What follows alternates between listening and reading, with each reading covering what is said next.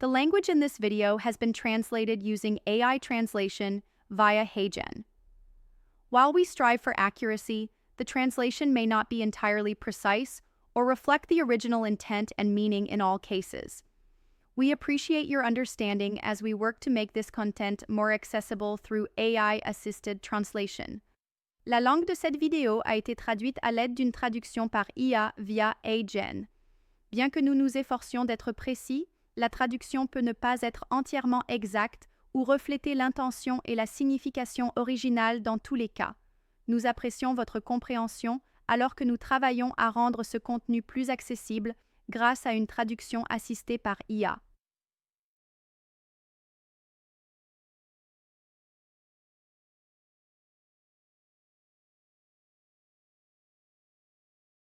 Très bien, nous allons maintenant passer à la génération des profils temporels CP. Nous allons utiliser le même ensemble de données de 2000 composés que nous avons utilisé précédemment. Je vais donc le charger tout de suite. Et nous allons également calculer les propriétés physico-chimiques de ces composés. Ce n'est pas absolument nécessaire, mais cela s'avère utile pour les capacités d'analyse supplémentaires que cela vous offrira par la suite. Cependant, HTTPK peut exécuter et effectuer ses calculs en arrière-plan dans le cadre de la simulation HTTPK elle-même. Donc, la façon d'accéder à la fonctionnalité de profil temporel CPE est soit via le menu Outils, la simulation PK et la courbe de temps CP ici, soit alternativement par un autre chemin d'accès, par cette icône dans la barre d'icônes. Remarquez maintenant que ces options sont actuellement grisées. C'est parce que je n'ai sélectionné aucun composé. Vous devez donc sélectionner au moins un ou plusieurs composés pour lancer ce calcul.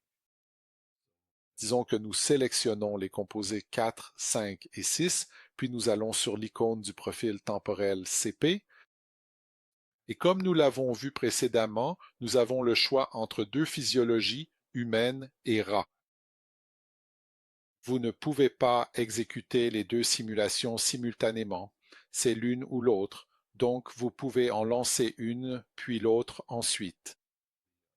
Ensuite, en ce qui concerne la forme galénique, vous avez le choix entre un comprimé à libération immédiate ou un bolus 4. De la même manière, vous ne pouvez pas les exécuter simultanément. En revanche, en ce qui concerne les doses, vous pouvez exécuter plusieurs doses simultanément. Donc, si vous souhaitez générer des profils temporels CP pour, par exemple, des doses de 1 et 100 mg, vous pouvez très simplement le faire en entrant un point-virgule 100 et lancer la simulation. C'est un processus très simple à réaliser. Nous allons simplement le faire avec la dose par défaut de 10 mg. Il suffit d'appuyer sur le bouton d'exécution et le logiciel générera votre profil temporel CP. Voici donc notre profil temporel CP. Remarquez maintenant que nous avons nos trois composés dans trois couleurs différentes, identifiées par les identifiants de composés. Et maintenant, si vous cliquez sur chacun d'eux, vous verrez les paramètres PK apparaître dans cette fenêtre encadrée ici. Et bien sûr, ils sont différents pour chaque composé. Donc, si vous sélectionnez la courbe rouge, le composé rouge, alors vous obtenez ce contour en rouge. Même chose pour le troisième composé en vert, etc. Donc, encore une fois, c'est un accès très simple aux paramètres PK de cette manière. Supposons maintenant que nous voulions passer à un autre composé. Par exemple, générer une courbe CP temps pour le composé 3. Nous suivrions le même processus. Cliquez sur notre icône de courbe CP temps. Maintenant, au lieu de choisir un seul intervalle de dose, disons que nous voulons avoir 5 intervalles de dose pour ce composé. Bien sûr, nous pouvons exécuter cela très simplement et générer cette courbe CP temps. Maintenant,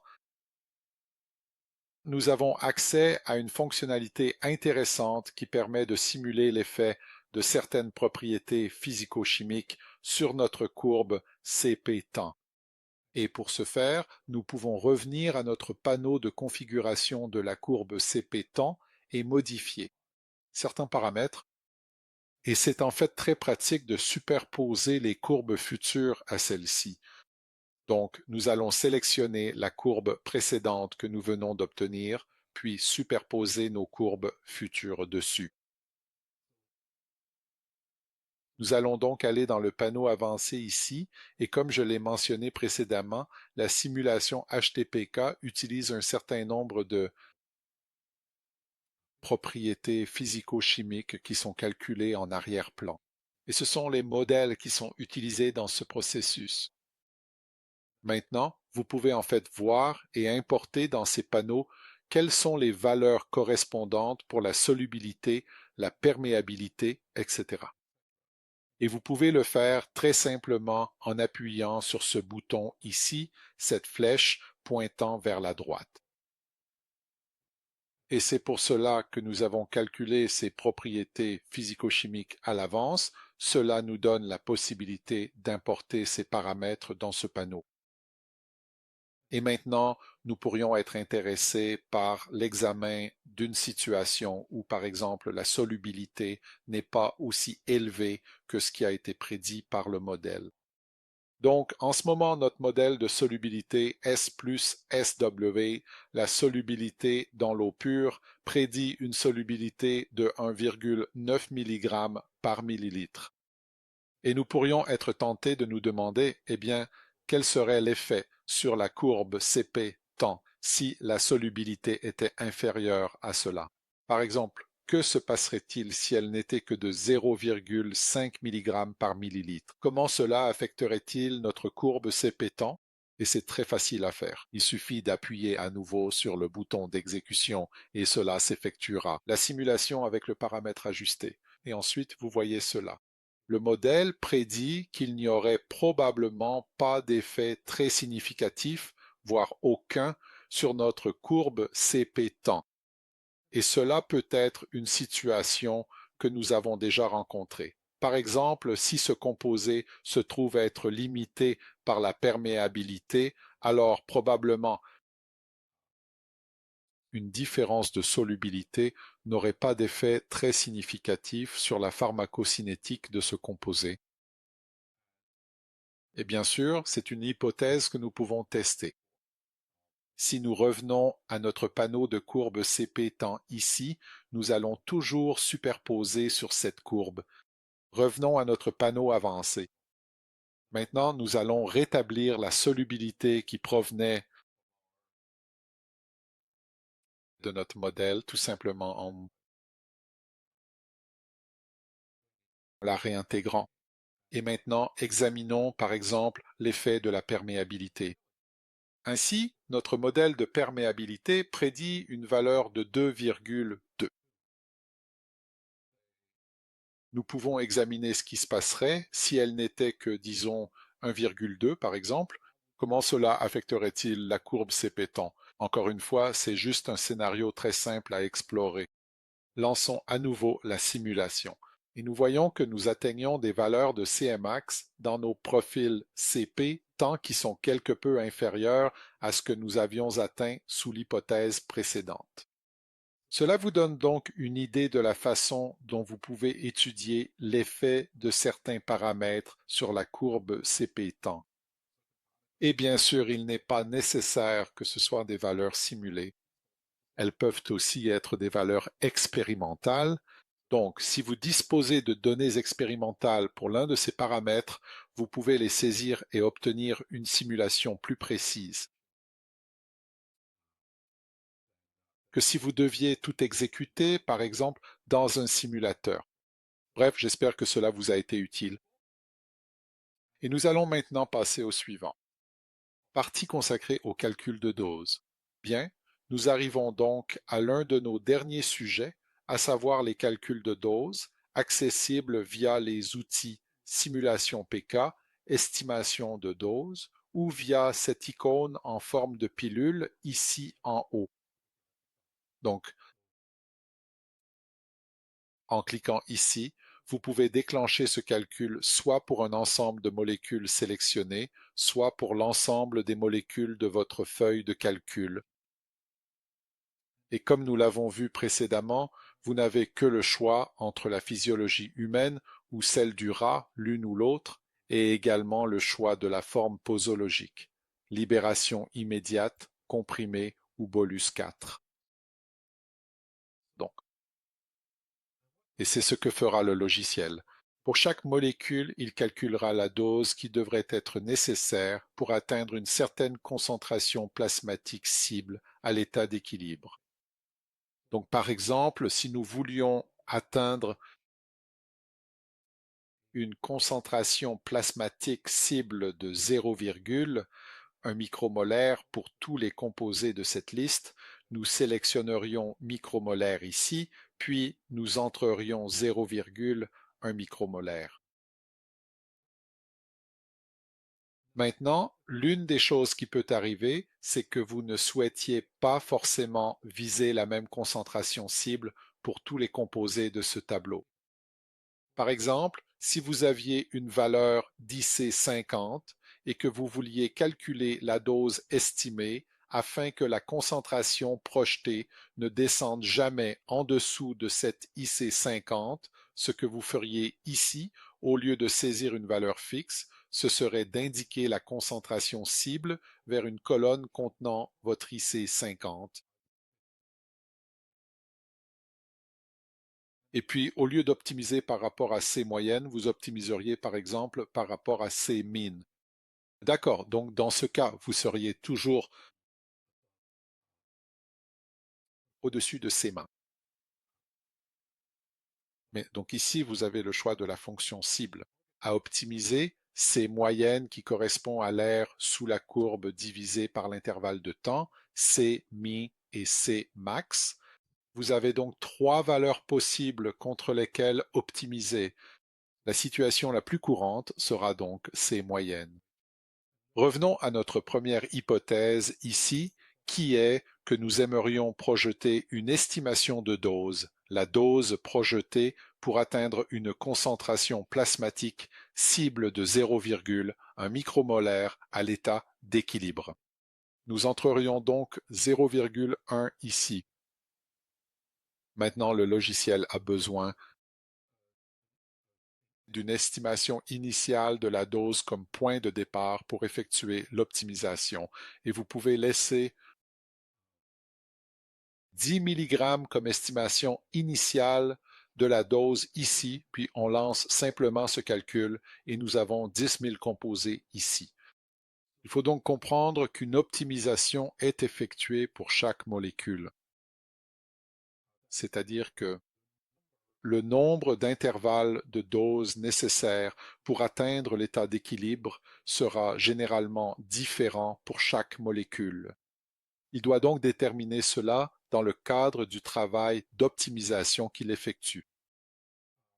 Ensuite, il doit effectuer le calcul inverse de la dose en partant de l'estimation initiale de 10 mg, puis optimiser cette dose pour atteindre, vous savez, la concentration cible ici de 0,1 micromolaire à l'état d'équilibre. Donc, il effectue vraiment beaucoup de travail ici. Ce processus est en fait multithreadé, donc il s'exécute sur cet ordinateur en particulier qui est juste un ordinateur portable classique. Il fonctionne sur 7 threads. Et donc, il nous fournit en sortie certains paramètres intéressants. Donc, le principal qui va nous intéresser est celui-ci, optdose underscore homme pour humain, d'accord, et tiret 0,1 parce que c'est 0,1 micromolaire. Et c'est la dose projetée nécessaire pour atteindre la concentration spécifiée à l'état d'équilibre, qui encore une fois dans ce cas est de 0,1 micromolaire. L'autre paramètre présentant un intérêt non négligeable serait le trait de soulignement SS de la moitié T1 ou de la moitié T, hum. Il s'agit de la demi-vie estimée en heures à l'état d'équilibre dans l'espèce sélectionnée pour ce niveau de dose optimisé. Et puis il y a la question du nombre de doses. SS souligne CHUM. Quel est le nombre de doses nécessaires pour atteindre l'état d'équilibre à cette dose optimisée? Là encore, cela sera différent pour chaque composé. Pour ce premier composé, c'est 3, pour celui-ci, c'est 4, et pour celui-là, c'est 21. Cela dépend vraiment des paramètres pK de cette molécule. J'espère donc que cela nous a donné une bonne idée de la façon dont vous pouvez effectuer ces calculs dans le module de simulation HDPK. Très bien, donc notre dernier sujet pour aujourd'hui concerne les paramètres avancés et les fichiers de paramètres du logiciel. Nous proposons un certain nombre d'options via l'interface utilisateur, mais il existe certaines options avancées qui ne sont accessibles que par le biais de fichiers. La raison en est que si nous exposions vraiment tous les paramètres possibles, cela rendrait l'interface utilisateur vraiment compliquée. Nous devons donc fixer une limite quelque part. Et encore une fois, il y a beaucoup de choses que vous pouvez ajuster dans l'interface utilisateur. Et puis, à l'étape suivante, vous pouvez explorer les fichiers si vous souhaitez accéder à un niveau de détail supérieur. Par exemple, nous avons ce fichier ici, A4INP.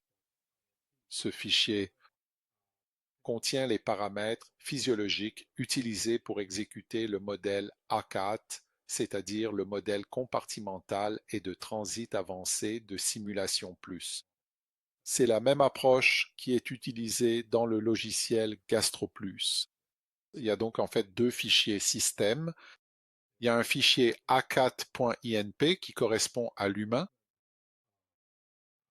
C'est le fichier pour la configuration humaine. Et il y a aussi un ra.a4.inp qui, comme son nom l'indique, contient les paramètres pour l'espèce ra. Ce sont donc des fichiers texte que vous pouvez ouvrir et éventuellement modifier si vous souhaitez accéder à ces paramètres. Le fichier décrit donc les différents paramètres et vous offre également la possibilité de les modifier si vous le souhaitez. D'accord? Il y a ensuite deux autres fichiers qui contiennent eux-mêmes plusieurs autres fichiers. Il existe un Simriaya et un Simyaya. Voici les paramètres de formulation. Ces données contiennent donc la dose, le volume, la taille des particules, etc. Vous remarquerez donc que les fichiers vont presque toujours par paire. Voici le premier, ce SIMCHIA, c'est le fichier pour la physiologie humaine. Et ce RIA est le fichier pour la physiologie du rat. Donc, encore une fois, il y a vraiment beaucoup de choses intéressantes que vous pouvez effectivement faire en modifiant ces fichiers importants. Ici encore, une description est fournie pour chacun des paramètres impliqués dans la simulation, les paramètres de formulation, et plus loin dans le fichier, vous avez la possibilité de modifier ces paramètres si vous le souhaitez. Un petit mot de prudence, si vous comptez modifier ces fichiers pour un usage spécifique, nous vous encourageons fortement à le faire dans votre répertoire local ou au minimum sauvegarder une copie du fichier original afin de pouvoir y revenir. J'espère que cela vous a été utile. Je vais m'arrêter ici et vous remercier pour votre attention.